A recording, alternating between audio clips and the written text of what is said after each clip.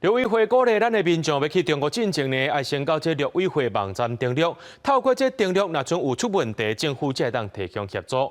陆委会主委邱水正今日表示，这民众去到中国地界去奉查、拘留或者是失踪的个案，已经有82案了。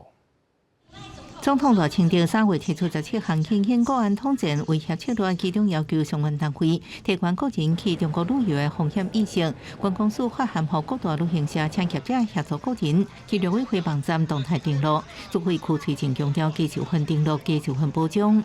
赴陆港澳登录系统都是鼓励性的由于我们国人赴陆港澳，特别是赴中国大陆不少人。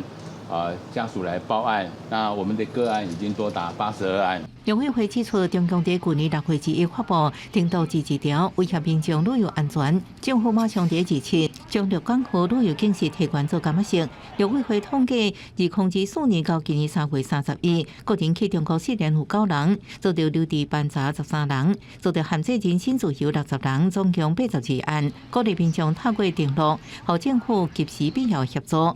同时，中国国务院发布扩大开放服务业155项试点措施，包含电信、医疗、金融、文化、旅游等，也支持广播台以所在当地开诊所。我们允许呢，香港、澳门和台湾的这些医师呢，在内地或者大陆呢短期的执业。现在统计呢，在国内短期执业的境外的医务人员大概有1500多人。咱高伫因外访问家伫温泉外商投资旅行社经营中国人民出境旅游的业务，所特别注明去台湾地区度过。